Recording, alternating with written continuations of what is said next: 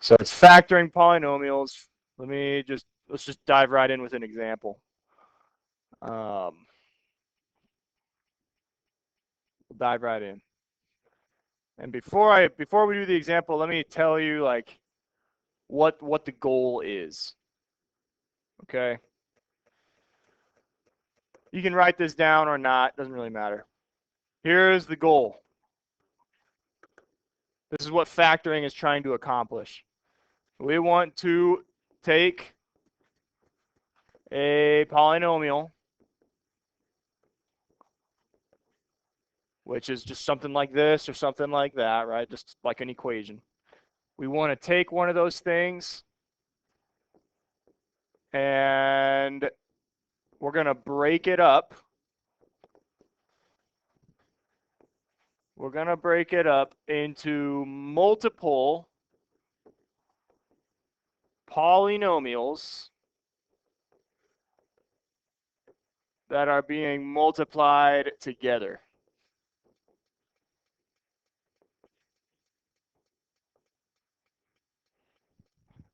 It's kind of a lot. We're taking a polynomial and we want to break it up into some pieces that are being multiplied together. Okay, that's the goal. That's what we're trying to accomplish. Y'all remember when we were multiplying polynomials, like when you had to do all the double distributing stuff? That was the last unit. You were like drawing all those lines and everything. This is kind of like the opposite of that.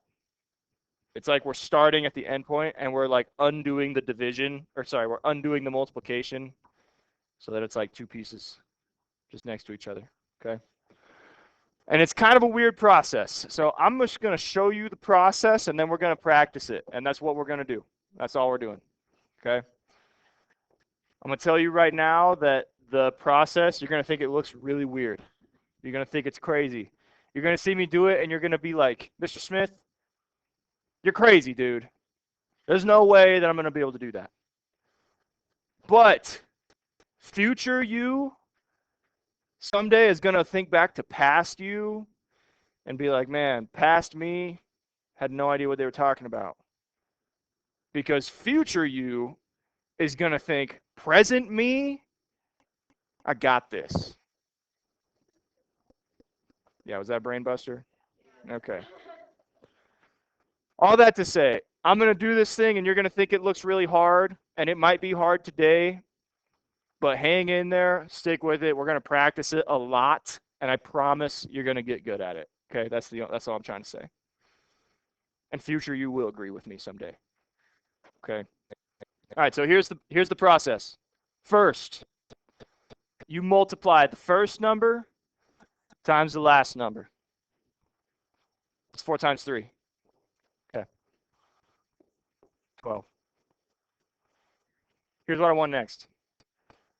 I want 2 numbers. You guys know that means number, right? Not hashtag. Did you know that?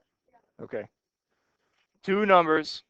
We want 2 numbers that multiply to 12, the number we got here, and add to 13. Well, I'll show you. They need to multiply to 12, and they need to add to 13. 2 numbers that do that simultaneously, okay? So just think with me for a second. Give me some numbers that multiply to make 12. 6 and 2. What's 6 plus 2? 6 plus 2. It's 8. It's not 13, right? 4 times 3 is 12. What's 4 plus 3? Okay, so that doesn't work. So let's think of our factors. You did 2 and 6, but that didn't work. You did 3 and 4. That didn't work. What other numbers multiply to make 12? 12 and 1. What's 12 plus 1? Oh my gosh, it works. See what I mean? 12 times 1 is 12, and 12 plus 1 is 13. Okay? So those are the 2 numbers I'm going with.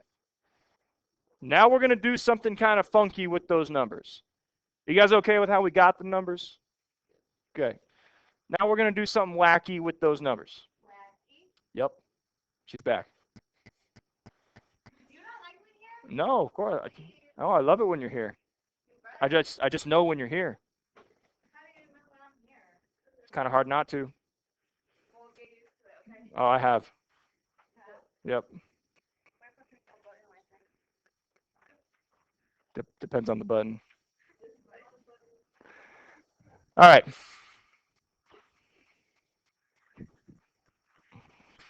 It's a lot of pressure, huh? Yeah, probably. Oh no. Yep. I got my two numbers. Here's what's going to happen with those two numbers. I'm going to switch colors here.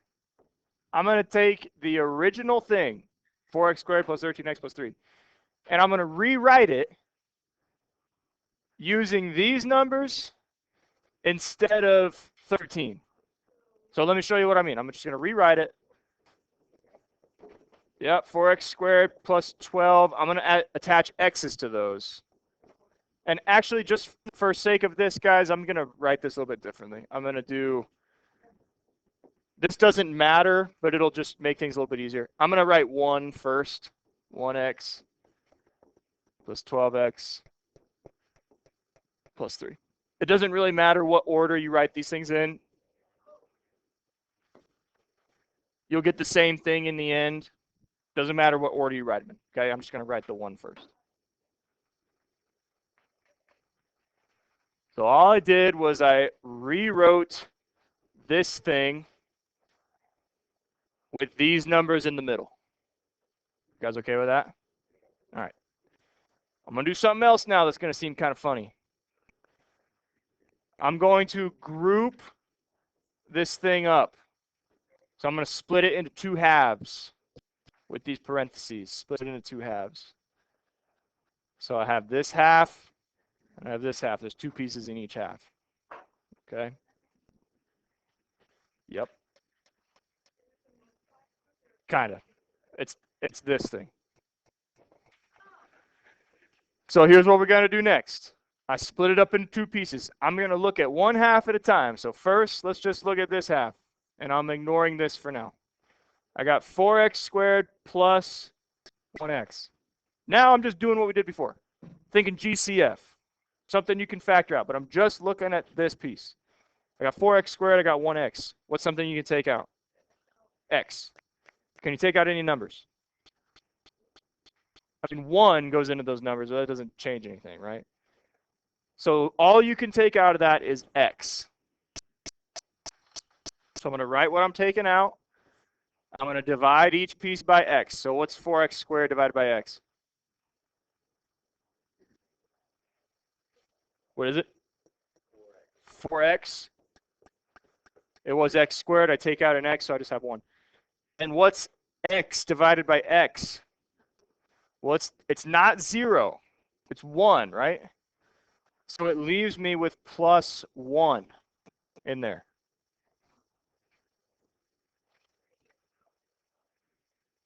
So you guys okay with how I went from this to this?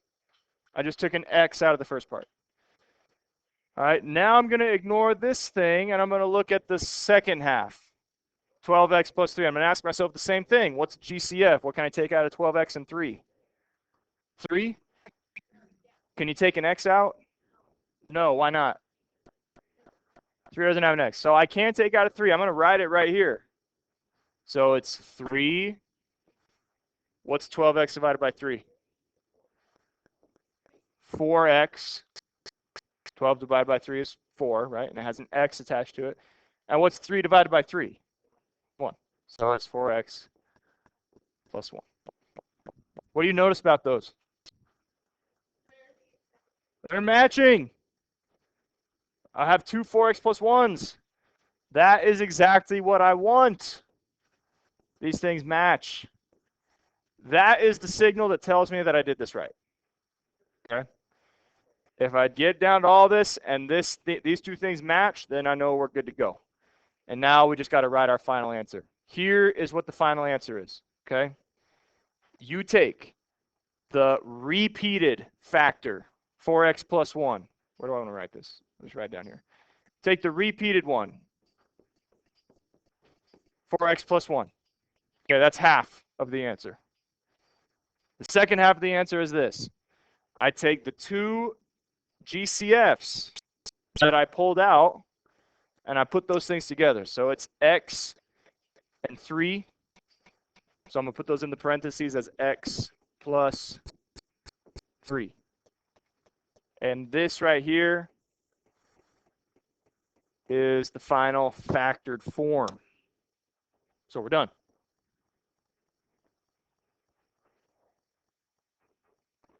You might be thinking, what the heck was that? Why did we do that? Well, let's just do something over here real quick. I'm going to show you why we did that. I'll do the process another time for you, but let me just show you why we did this and why it matters.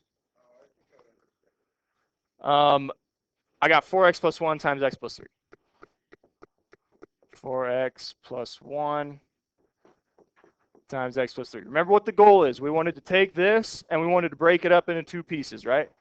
So this means that if I multiply these things together, I should get back to this. So this is the way we can check ourselves, all right? So just a little recap. This is from the test that you guys took last week. I got to double distribute this, right? So I do 4x times x. What's that? What's 4x times 3? 12x, right? Okay, and then I do it with the 1. That's easy. 1 times x is x, and 1 times 3 is 3.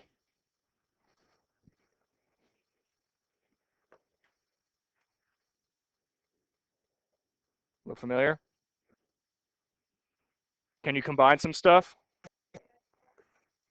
Combine it. Why is this doing this? Why is it switching colors? Combine the x's, so I get 4x squared plus, what the heck? What's 12x plus x? 13x plus 3. Is that what we started with? Oh my gosh. It worked. Okay, so this part, guys, is not part of this problem. I'm just showing you what the point is, okay? So we took this thing, we did this weird stuff, we broke it up into this. This and this are technically the same thing. They're just written differently, and that proves it, okay? Cool? I'm so sorry.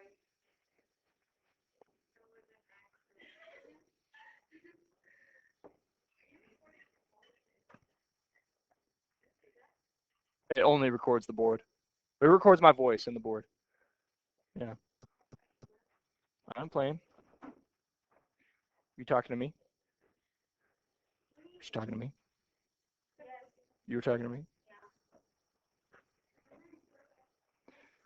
Do you want to see me do another one? I'm going to do another one either way. You want to watch another one? And then I'll let you try some? Okay. Guys, I know this is a long process. Where am I at? I got 7 minutes. Long process. Like I said, it's okay if you feel like you're not good at it today. That's all right. We can practice it. I'm going to do the whole thing again. I started by multiplying the first number by the last number. Negative 4 times 5 is negative 20. You need two numbers that multiply to negative 20 and add to negative 8. We have any ideas? Numbers that multiply to negative 20 and add to negative 8. Tell me numbers that multiply to 20. So you said 4 and 5. Can you combine those in any way to make 8? 4 plus 5 is 9. Doesn't work. What else multiplies to 20? What'd you say? 2 and 10? Well, just think for a minute. They need to multiply to negative 20. So what does that mean about your numbers? One of them needs to be negative, right?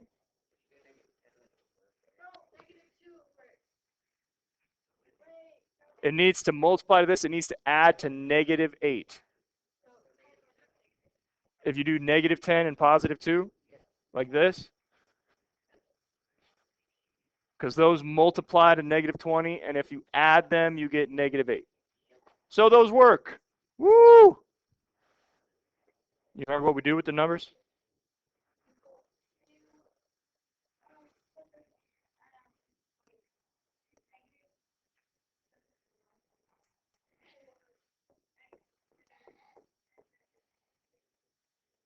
Yeah, I'm just rewriting it with these things. So plus 2x minus 10x plus 5. And then we did this grouping thing. And then we did GCFs, right? So look at the first half. What can you take out of that? 2. What else? 2x. Here's a pro tip for you. Pro tip. If the first number is negative, then factor out a negative. Okay? So since I see a negative, I'm going to factor out a negative 2. That's going to make, what's negative 4 divided by negative 2? 2. Oh, and sorry, you said x as well. So x squared divided by x is x. And then 2x divided by negative 2x, what's that? It's 2 divided by negative 2. Negative 1, right? X over x cancels, so it's negative 1. All right, and I do the same thing to the next half. I look at this. What's something you can take out of that? 5, but what was the pro tip I just told you?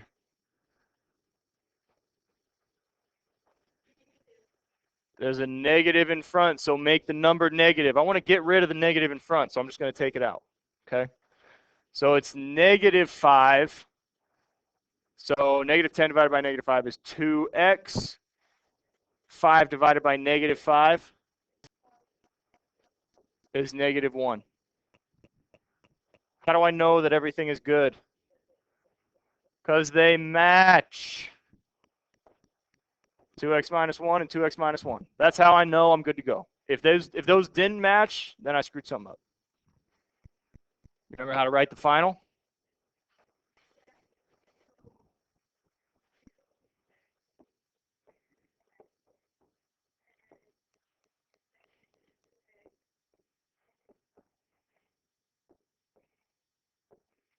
Take the repeated thing, that's half of it. And then you take the 2 GCFs, you put them together, and that's the other half.